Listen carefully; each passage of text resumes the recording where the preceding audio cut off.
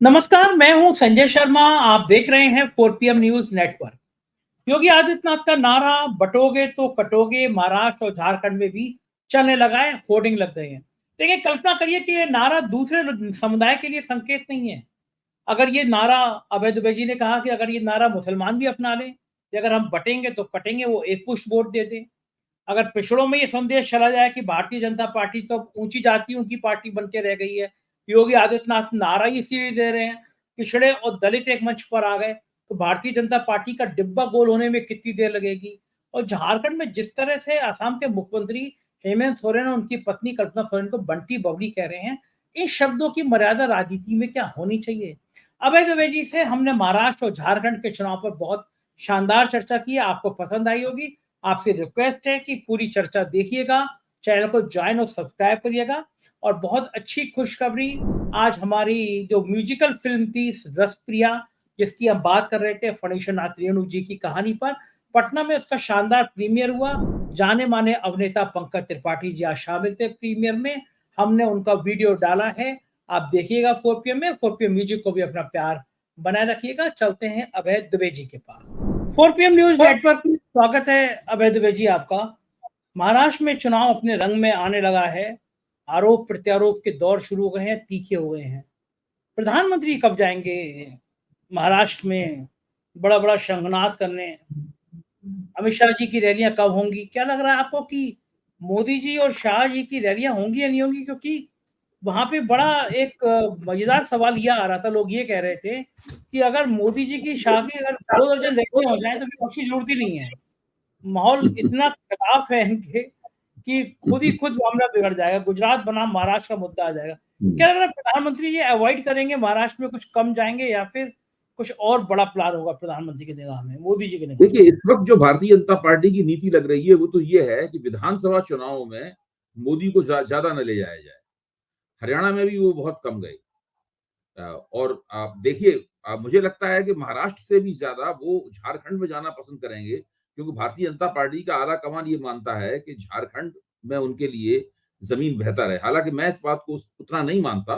मेरा मानना है कि झारखंड में भी भारतीय जनता पार्टी को बहुत ही कड़े मुकाबले का सामना करना पड़ेगा। लेकिन महाराष्ट्र में चूंकि भारतीय जनता पार्टी ने ही अपने राजनीतिक लाभ के लिए वहां की सारी राजनीति तितर बितर कर दी है, पार्टियों को बुरी तरीके से तोड़ फोड़ दिया है, तो मुझे नहीं लगता कि मोदी जी वहां पर ज्यादा जाएंगे। और कुछ कुछ रैलियां तो निश्चित रूप से करेंगे, लेकिन जो चुनाव का प्रबंधन है वो पूरी तरीके से अमित शाह के शिकंजे में है। यहाँ तक कि बीजेपी के जो नेता हैं महाराष्ट्र में, वो साफ तौर पे कह रहे हैं कि आपने अहमदाबाद के इंडियन इंस्टीट्यूट फॉर मैनेजमेंट का नाम सुना होगा, लेकिन हमारे यहाँ तो एक ही इंस्टीट्यूट ऑफ मैनेजमेंट है, वो ए फॉर अमित शाह। बाकायदा आज ही इंडियन एक्सप्रेस में इंटरव्यू छपा है, उसमें ये बात कही गई है कि आपने सुना होगा अहमदाबाद के इंडियन इंस्टीट्यूट फॉर मैनेजमेंट का नाम, लेकिन हमारे यहाँ भाजपा में तो महाराष्ट्र में एक ही इंस्टीट्यूट फॉर मैनेजमेंट है, वो है ए फॉर अमित शाह। और एक तरह से देखा जाए तो अमित शाह बार बार महाराष्ट्र का दौरा कर रहे हैं। बार बार वो न केवल भाजपा के नेताओं से मिल रहे हैं, बल्कि महायुति के दूसरे नेता जो है उनके साथ भी लगातार संपर्क में है। और उनकी पूरी कोशिश ये है कि किसी तरीके से एकनाथ शिंदे और अजित पवार दोनों भारतीय जनता पार्टी को 130 से 150 के बीच सीटों पर लड़ाने पे मान जाएं और किसी किस्म का कोई उसके खिलाफ बगावत न हो। भाजपा की असली समस्या ये है कि भाजपा बहुत बड़ी बगावत का सामना कर सकती है। अभी देखिए, जो 99 सीटें, जो 99 सीटें टिकट भाजपा ने घोषित किए, उसमें से 80 टिकट जो है वो तो पुराने विधायकों को ही दोबारा दे दिए। केवल उन्हीं जगहों पर भारतीय जनता पार्टी ने विधायक टिकट बदले हैं जहां पर उसकी इंटरनल सर्वे द्वारा पता चला है कि ये आदमी निश्चित रूप से चुनाव हार जाएगा या इसके खिलाफ लोग स्थानीय स्तर पर बहुत ज्यादा एंटी इनकम्बेंसी है। तो स्थिति वहां पे ये है कि भारतीय जनता पार्टी किसी भी किस्म का कोई चांस नहीं देना चाहती, कोई ऐसा मौका नहीं देना चाहती जिससे वो हारे, क्योंकि पहले से ही जो महायुति है उसकी उसकी स्थिति हिली हुई है। अब हम लोग विस्तार से चर्चा करेंगे तो उससे और निकल के आएगा कि महायुति की स्थिति हिली हुई क्यों है। महाराष्ट्र में इस बार लोगों की बड़ी निगाहें दलित वोटों पर है कि दलित वोटों का रुझान किधर जाएगा, दलित किधर जाएंगे। खास तौर से महाराष्ट्र में जो रिजर्व सीटें हैं, उन रिजर्व सीटों पे आपको क्या लग रहा है, रुझान किधर ज्यादा जाएगा? महाराष्ट्र में दलित मतदाताओं के लिए क्या महायुति पसंदीदा होगी या महाविकास आघाड़ी? क्या लगता है आपको महाराष्ट्र में? ये तो बहुत साफ आपने जो सवाल पूछा है उसका जवाब तो बहुत सीधा है। देखिए, महाराष्ट्र में 29 सीटें ऐसी हैं जो कि शेड्यूल कास्ट सीटें हैं वो दलितों के लिए आरक्षित हैं। लेकिन दलितों का वैसे कुल महाराष्ट्र में करीब 11.8% आबादी दलितों की है।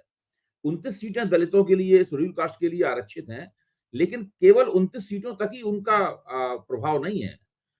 महाराष्ट्र की 21 अन्य सीटों के ऊपर स्थिति यह है कि दलितों के वोट 5-5 लाख हैं वहां। तो उन सीटों पर वो आरक्षित नहीं है, लेकिन इसके बावजूद दलित वोट उन सीटों पर तकरीबन निर्णायक होने की स्थिति में है। और जब मैं दलित जो मतदाताओं के वोटिंग रुझान का इतिहास देखता हूं तो मैं पाता हूं कि भारतीय जनता पार्टी दलितों में अपनी लोकप्रियता को लेकर 2019 का जो लोकसभा चुनाव था उस वक्त अपने शीर्ष पर थी।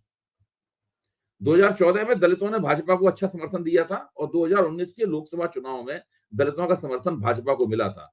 2019 के लोकसभा चुनाव के बाद में लगातार गिरावट हो रही है दलितों के अंदर भारतीय जनता पार्टी की।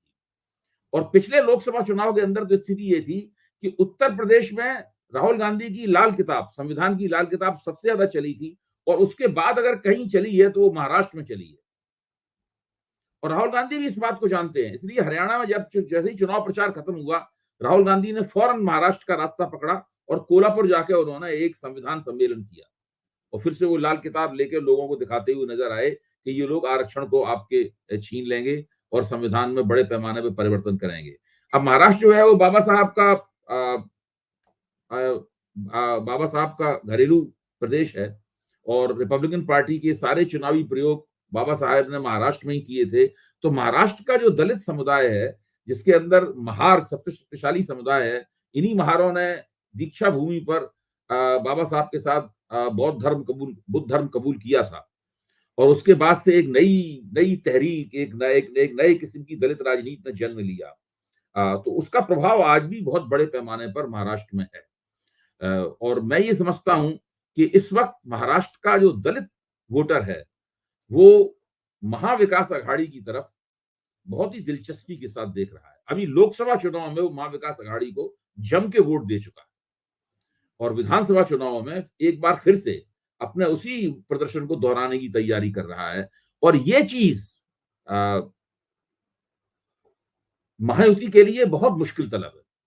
महायुति के लिए और भी मुश्किलें हैं, लेकिन खासतौर से जब चूंकि आपने सवाल दलित वोटरों का पूछा है, मैं ये मानता हूं कि दलितों में भारतीय जनता पार्टी कम से कम 50 ऐसी सीटें हैं जहां पर महाविकास अघाड़ी महायुति को बहुत जमकर चुनौती देगा और दलित उसके फ्रंटलाइन वोटर होंगे। अच्छा, महाराष्ट्र के अलावा अगर हम झारखंड जाएं तो आपको क्या लगता है झारखंड में दलितों का रुझान किधर होगा? आदिवासी वोट किधर जाएंगे? और जो ये झारखंड को दलितों के संदर्भ में न देख के हमें लोगों को ज्यादातर आदिवासियों के संदर्भ में देखना चाहिए, क्योंकि झारखंड का तो गठन ही आदिवासियों के नाम पर हुआ है। झारखंड का मतलब होता है झाड़खंड यानी जंगल। झारखंड हम लोग अंग्रेजी के प्रभाव में बोलने लगे हैं, असली शब्द है झारखंड। तो ये जंगल, तो आदिवासी समाज जो है वहां बहुत महत्वपूर्ण है, क्योंकि वहां की 26% आबादी ऐसी है जो कि आदिवासियों की है और 28 सीटें ऐसी, 81 की विधानसभा में 28 सीटें हैं जो कि आदिवासियों के लिए आरक्षित हैं। लेकिन बात केवल यहीं तक नहीं रुकती है, कम से कम 24 जिलों के अंदर 21 निर्वाचन क्षेत्र ऐसे हैं जहां पर कम से कम 1 लाख आदिवासी जो है मौजूद है। यानी और इससे और भी आगे देखें, अगर परसेंटेज में देखें तो 43 निर्वाचन क्षेत्र झारखंड के ऐसे हैं जहां 20% आदिवासी आबादी है। तो ऐसी स्थिति में हम लोगों को देखना चाहिए कि भाई आदिवासियों का रुझान किधर है। वहां भी झारखंड में भी महाराष्ट्र जैसी स्थिति है। झारखंड में 2019 में नरेंद्र मोदी और भारतीय जनता पार्टी आदिवासियों के बीच में अपने प्रदर्शन को लेकर पीक पे थी, लेकिन उसके बाद जैसे ही विधानसभा चुनाव हुआ, आदिवासियों में भारतीय जनता पार्टी का ग्राफ गिरने लगा और झारखंड मुक्ति मोर्चे ने और कांग्रेस ने मिलकर भारतीय जनता पार्टी से और जो आजसू है स्टूडेंट यूनियन, आल झारखंड स्टूडेंट यूनियन है, उससे बड़े पैमाने पर उसने सीटें छीनी। और अभी लोकसभा चुनाव के अंदर तो स्थिति ये रही कि जितनी भी आरक्षित सीटें थी आदिवासियों की, वो सारी की सारी झारखंड मुक्ति मोर्चे ने और कांग्रेस ने जीत ली। असम के मुख्यमंत्री आज हद करते हैं वो, तो जब बोलने लगते हैं तो हद ही करते हैं। कह रहे थे कि वो बंटी और बबली की जोड़ी है, कल्पना जी के लिए और हेमंत सोरेन के लिए कह रहे थे। मतलब चुनाव में कसम खा रखी है असम के मुख्यमंत्री ने कि भाषा की शालीनता, भाषा की मर्यादा रहने नहीं देंगे। और ये जो भाषा की मर्यादा गिरती है, जो प्रधानमंत्री अचानक मुजरा मुसलमान करने लगते हैं, इसका जनमानस में क्या प्रभाव पड़ता होगा आपके हिसाब से? मुझे तो नहीं लगता कि इन चीजों का जनमानस में भारतीय जनता पार्टी के पक्ष में कोई प्रभाव पड़ता है। अगर प्रभाव पड़ता होता तो ये तो पिछले लोकसभा चुनाव के अंदर भी हेमंत बिश्व शर्मा ने कैसी-कैसी बातें कही थी और प्रधानमंत्री ने किस-किस तरह का चुनाव प्रचार किया था, हम सब लोग इस बात को जानते हैं। मुझे नहीं लगता कि इसका कोई सकारात्मक प्रभाव पड़ेगा। देखिए, वोटर चाहे शेड्यूल कास्ट हो, चाहे शेड्यूल ट्राइब हो या ओबीसी वोटर हो या ऊंची जातियों का वोटर हो, सब लोग राजनीति में शालीनता चाहते हैं। और भारतीय जनता पार्टी ने पिछले 10 साल में जिस तरह की राजनीति की है, उसमें राजनीति में शालीनता नाम की कोई चीज उनकी तरफ से रखी नहीं गई। जिस तरह का वो चुनाव प्रचार करते हैं, अब हेमंत बिश्व शर्मा है, वो असम के मुख्यमंत्री हैं। वो झारखंड में क्या बोल के करेंगे, उनका क्या झारखंड में असर होगा? महाराष्ट्र में आके बोलेंगे, वहां पर हस्तक्षेप करेंगे राजनीति में, तो उनका क्या असर होगा?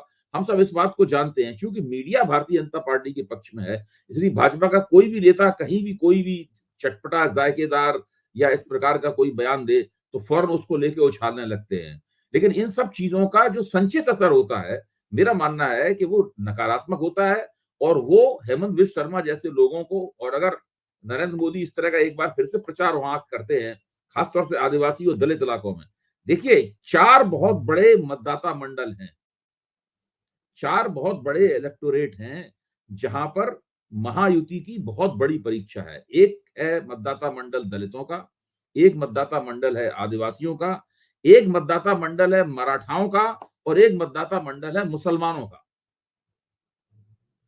ये अपने आप में एक बड़ा दिलचस्प है कि पहली बार भारतीय जनता पार्टी का एक सहयोगी दल सरकार की मदद से, भाजपा सरकार की मदद से कुछ मुसलमान वोट प्राप्त करने की महत्वाकांक्षा लेकर सामने आया है। वो है अजित पवार की पार्टी।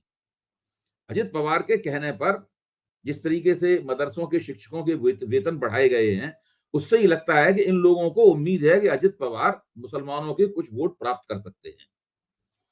भले ही दूसरे का भाजपा और एकनाथ शिंदे को मुसलमानों के वोट न मिले, लेकिन अजित पवार को मुसलमानों के वोट प्राप्त हो सकते हैं। मैं ये मानता हूं कि अजित पवार ने जब से महाविकास अघाड़ी को छोड़ा है, शरद पवार को छोड़ा है, अपने चाचा को छोड़ा है, उसके बाद से उन्हें मुसलमान वोटर गोलबंद करने की उनकी क्षमता ना के बराबर रह गई है। और ये चीज इस इरादे में वो लोग कहीं कामयाब नहीं होने वाले।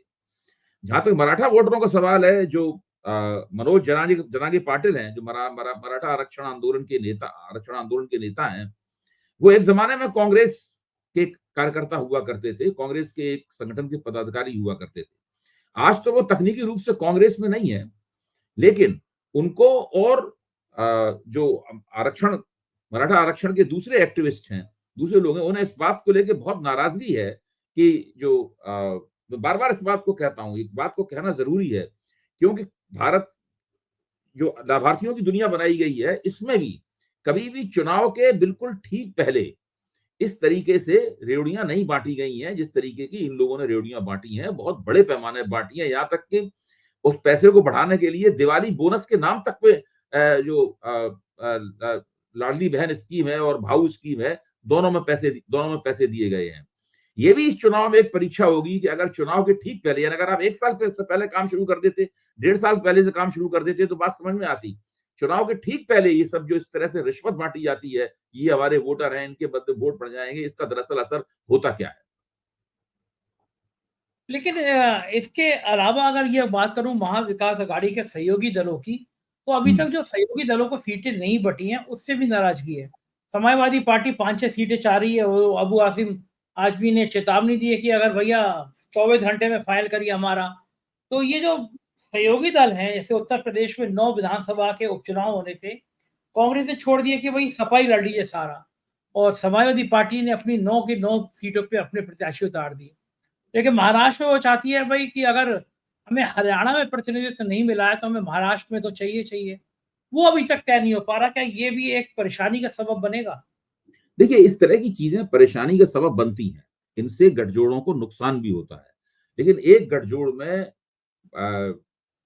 सीटों की संख्या और टिकटों और टिकट किसको दिया जाएगा, इसको सेटल होने में थोड़ा समय लगता है। कम से कम महाविकास अघाड़ी ने यह तय कर लिया है कि वही 85-85 सीटें तीनों लड़ेंगे। ये भी तय कर दिया है कि बाकी 18 सीटें ऐसी होंगी जिनके अंदर वो आम आदमी पार्टी को, समाजवादी पार्टी को, इन सबको सीटों का बंटवारा करेंगे। तो उन्होंने जो छोटे दल हैं, उन छोटे दलों के लिए सीटें अलग से मार्क कर दी हैं कि इनमें से हम इनको देंगे। तो ये तो अपने आप में एक फार्मूला तकरीबन बन ही गया है। और जो सीटें अभी भी बची हुई हैं, उनके ऊपर हो सकता है कि पार्टियां उम्मीदवार अपने लड़ाएं, लेकिन वो उम्मीदवार दूसरी पार्टी के हों और वो चुनाव चिन्ह किसी और पार्टी का हो। गठजोड़ राजनीति में ये सब बहुत होता है। आप देखिए, अखिलेश ने उत्तर प्रदेश के उपचुनाव के संदर्भ में क्या वक्तव्य दिया है, बड़ा दिलचस्प वक्तव्य है। उस वक्तव्य को समझने की कोशिश हम लोगों को करनी चाहिए। अखिलेश का कहना यह है कि सभी 9 सीटों के ऊपर इंडिया गठबंधन के उम्मीदवार साइकिल के निशान पर लड़ेंगे। उन्होंने नहीं कहा कि सभी, हालांकि समाजवादी पार्टी कांग्रेस ने अपना दावा वापस ले लिया है, लेकिन अखिलेश का कहना क्या है, सभी 9 सीटों पर इंडिया गठबंधन के उम्मीदवार साइकिल के निशान पर लड़ेंगे।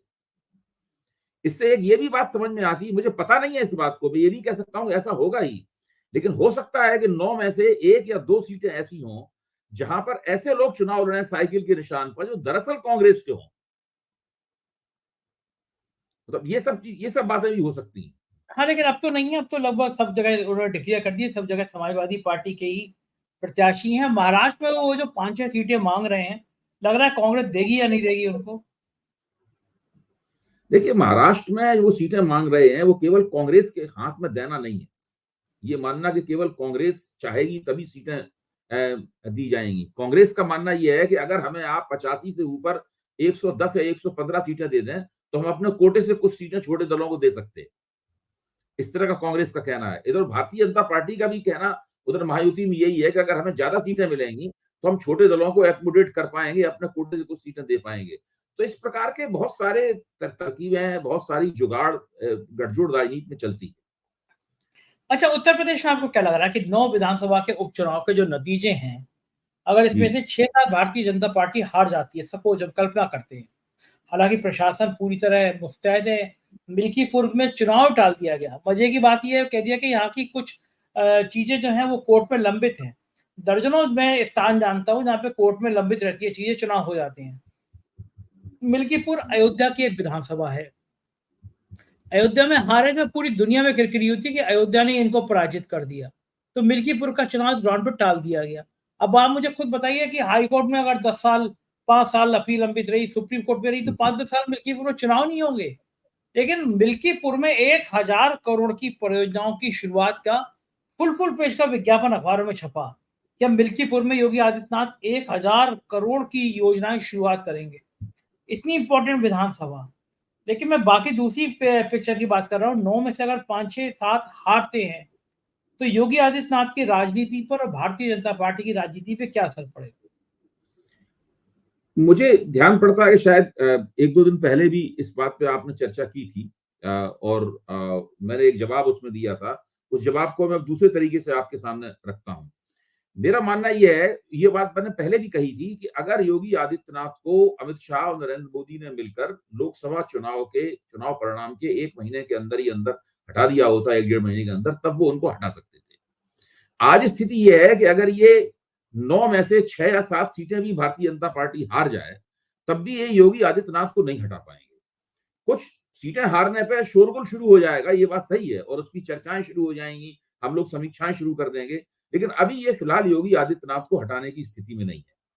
इनके हाथ से वो घड़ी निकल गई है। योगी आदित्यनाथ उत्तर प्रदेश के मुख्यमंत्री बने रहेंगे, और एक तरह से देखा जाए तो जो मुसलमान विरोधी और हिंदू खतरे में है, अब महाराष्ट्र में कई जगहों पे क्या नारा दे रहे हैं, जो उत्तर महाराष्ट्र है, जिसको ओनियन बेल्ट, प्याज की पट्टी कहते हैं, जिसमें नाशिक, धुले, जलगांव जैसे जिले आते हैं, इन जिलों में महाविकास अघाड़ी ने महायुति की लोकसभा चुनाव में बड़ी जम के पिटाई की थी, क्योंकि सरकार की कुछ नीतियां ऐसी थी कि प्याज के व्यापार को बहुत बड़ी ठेस लगी थी, तो उसका बहुत बुरा परिणाम निकला। और दूसरे, वहां के आदिवासियों ने, मराठाओं ने, मुसलमानों ने जम के महाविकास आघाड़ी को वोट दिया था। इस वक्त भी इस पूरी प्याज की पट्टी में मराठा और मुसलमान गोलबंदी बहुत ही शिखर पे है इस वक्त, और वो पूरी तरीके से महायुति के खिलाफ है। तो वहां पे लोग क्या नारा दे रहे हैं भारतीय जनता पार्टी वाले? हिंदू खतरे में है। हर जगह ये नारा दिया जा रहा है कि हिंदू खतरे में है। अब जब आप भारतीय जनता पार्टी ये रणनीति अपनी बना लेगी कि हिंदू खतरे में है, दे के नारा लगेगी, तो योगी आदित्यनाथ की जरूरत पड़ेगी उसे। आप देखिए महाराष्ट्र वगैरह में सब जगह योगी आदित्यनाथ को स्टार प्रचारक के तौर पे उतारा जाएगा। झारखंड में भी योगी आदित्यनाथ जाएंगे, वहां भी स्टार प्रचारक के तौर पे उतारा जाएगा। मुझे लगता है कि इस वक्त राष्ट्रीय स्वयंसेवक संघ, नरेंद्र मोदी और योगी आदित्यनाथ, ये तीनों कई मामलों में एक ही मुकाम पर खड़े हुए। अब इनके बीच में जो पहले वाले मतभेद थे, वो मतभेद पूरी तरह, तो मतभेद राजनीति में कभी खत्म नहीं होते, पूरी तरह विवाद कभी खत्म नहीं होता, लेकिन अब वो बात रह नहीं गई है, ऐसा मुझे लगता है। अच्छा, नारे वही चलेंगे, मतलब स्टार प्रचारक की भूमिका में वही रहेगा कि कटोगे तो बटोगे, लाइन वही है योगी, बिल्कुल है ना? कटोगे तो बटोगे, तो बटोगे तो वहां पोस्टर लग रहे हैं महाराष्ट्र में इस तरह के। झारखंड में भी शुरुआत, कांग्रेस से एक बंद है जी, क्या करें, झारखंड में भी शुरुआत हो गई इस नारे की। झारखंड में भी शुरुआत हो गई है। तो कटोगे तो बटोगे, इन लोगों का पैट लगता है ये बहुत प्रभावी नारा है। अच्छा, अब इसमें एक और इस नारे, ये नारा दुधारी तलवार है। बटोगे तो कटोगे, हम उल्टा बोल रहे हैं, बटोगे तो हाँ, बटोगे। मेरा कहना है ये नारा दुधारी तलवार है। ये सभी समुदायों को संदेश देता है कि आप बट के वोट मत दीजिए। ये और खतरनाक बात कही आपने। हाँ, सोचिए ना, ये मुसलमानों को भी संदेश देता है कि आप बट के वोट मत दीजिए। ये दलितों को भी संदेश देता है कि आप बट के वोट मत दीजिए। ये मराठाओं को भी संदेश देता है कि आप बट के वोट मत दीजिए। तो अगर सब लोगों ने तय कर लिया कि उन्हें बट के वोट नहीं देना है, तो फिर तो तख्ता है भारतीय जनता पार्टी के लिए, या तो सारे वोट भाजपा को मिलेंगे या कुछ नहीं मिलेगा। अच्छा, ये तो बीजेपी तो ये नारा बटोगे तो कटोगे, ये नारा बैकफायर कर सकता है, बूमरैंग कर सकता है नारा ये। हाँ, ये तो खतरनाक बात हो जाएगी। 400 पार का नारा दिया गया था, तो बूमरैंग किया कि नहीं किया? वो लोगों ने उसके अलग अलग मतलब निकाले। 400 पार के नारे के लोगों ने अलग अलग मतलब निकाले। इसी तरह बटोगे तो कटोगे के सब लोगों के लिए नारा है ना, वो तो सब लोग अलग अलग उसके लिए मतलब निकालेंगे। तो ये तो खतरनाक बात हो जाएगी। उत्तर प्रदेश में योगी आदित्यनाथ का चेहरा थोड़ा थोड़ा क्षत्रिय वाला है, ठाकुर वाला है, और उनके चेहरे के खिलाफ अक्सर बैकवर्ड और दलित लोग सामने आते रहते हैं।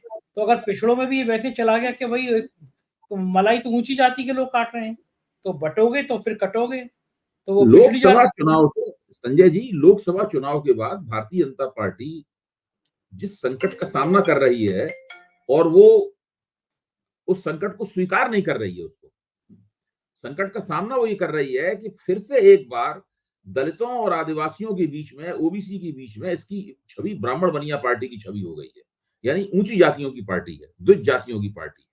ये छवि 2014 से 19 के बीच में काफी घटी थी, और भारतीय जनता पार्टी को एक व्यापक बड़े पैमाने की एक हिंदू एकता करने का मौका मिला था। वो मौका जो है वो धीरे धीरे करके इनके हाथ से निकल गया है। जिस तरह की इन्होंने राजनीति की है उससे एक बार, और जिस तरह कांग्रेस ने प्रचार किया, विपक्ष ने प्रचार किया, उससे हुआ ये है कि इनके लिए एक समस्या पैदा हो गई है। दोबारा नए सिरे से इनको दलितों, पिछड़ों और आदिवासियों को ये विश्वास दिलाना है कि ये वही पुरानी पार्टी है 2014 से 19 के बीच वाली। दरअसल मोदी जी का जो नेतृत्व है और उनके नेतृत्व में भाजपा जैसे बनी, उसको दरअसल हमें दो हिस्सों में बांट के देखना चाहिए। हमें 2014 से 2019 के लोकसभा चुनाव तक को एक हिस्सा बनाना चाहिए, और 2019 से लेके अभी 2024 तक को दूसरे हिस्से बनाना चाहिए। इस तरीके से हमको देखना चाहिए। तो ये बहुत महत्वपूर्ण है। वो इन लोगों के उठान का जमाना था, ये इन लोगों के उतार का जमाना। ये बात तो बिल्कुल ठीक है कि स्थितियां बिल्कुल अलग अलग हो गई हैं राजनीति की, लेकिन राजनीति के इस दौर में अमित शाह स्वीकार कर लेंगे योगी आदित्यनाथ का इतना बड़ा हुआ कद, योगी आदित्यनाथ के स्टार प्रचारक की भूमिका में अमित शाह के और योगी आदित्यनाथ के रिश्ते किसी से छुपे नहीं है। किस बहुत हद बड़े तक हैं, लेकिन मजबूरियां हैं संजय जी, रिश्ते बहुत खराब है उनका। बचले योगी आदित्यनाथ को अभी निकाल के बिल्कुल ढक्कन कर दे, वहां भेज दो गोरखपुर वापस, लेकिन ये मजबूरियां हैं, क्योंकि राष्ट्रीय स्वयंसेवक संघ ने उस पर रोक लगा रखी है। ये राष्ट्रीय स्वयंसेवक संघ को नाराज करने की स्थिति में नहीं है। राष्ट्रीय स्वयंसेवक संघ बिल्कुल नहीं चाहेगा कि योगी आदित्यनाथ को उत्तर प्रदेश की गद्दी से हटाया जाए। लेकिन जेपी नड्डा ने कह दिया था संग वंग अपने घर बैठी है, जरूरत है नहीं आपकी, 2000 पहले थी तो जरूरत, अब तो बीजेपी इतनी मजबूत हो मेरे गई है। ख्याल से तो इस वक्तव्य के लिए जेपी नड्डा काफी प्रायश्चित कर चुके होंगे और उनके प्रायश्चित करने के जो तौर तरीके हैं वो हम लोगों को नहीं पता है। अगर हम लोगों के पास कोई अंदरूनी जासूस होता तो बताता कि उन्होंने संघ में नागपुर जाके या वहां पे पलक्कड़ जाके केरल में किस तरह से प्रायश्चित किया, क्योंकि ये तो सरसंघ चालक के सामने बैठ के उन्होंने क्या कहा, कौन सा भजन कीर्तन किया, कौन सा उपवास किया, कौन सा तर्पण किया, ये सब पता नहीं है हम लोगों को, लेकिन पता चल जाएगा हम लोगों को इस बात का। इसका तो काफी बात प्रायश्चित भी कर चुके हैं। उनकी बात लानत मलामत बहुत हो चुकी है, मीडिया में भी बहुत लानत मलामत हो चुकी है। बयान भी ऐसा था कि होना भी चाहिए था कि बताओ आपने नहीं, वो तो इस मुगालते में थे ना कि हमारी सीटें जो हैं वो 400 के पार जा रही हैं और भाजपा की अपनी सीटें 350 से ज्यादा आ रही हैं। देखिए, जब एग्जिट पोल आया था, अब मैंने कहा भी है और आपको भी याद होगा, तो मोदी जी किस तरह सीना तान के टीवी में चलते हुए दिखाई पड़े थे। उसके बाद से भाजपा के नेताओं ने ये चर्च कहना शुरू किया कि एग्जिट पोल में कम बताई गई हैं सीटें, हमारी ज्यादा आने वाली हैं। सही बात है, और हकीकत कहीं जुदा निकली। हाँ, उसके बाद से मोदी जी विदेश विदेश घूमते हैं। बहुत बहुत शुक्रिया अभय जी, आपने इतनी शानदार बातचीत की, थैंक यू। तो ये थे अभय दुबे जी, और मुझे यकीन है ये बातचीत आपको पसंद आई होगी। जरूर बताइएगा ये बातचीत कैसी लगी, अपनी राय से अवगत कराइएगा। शुक्रिया, थैंक यू।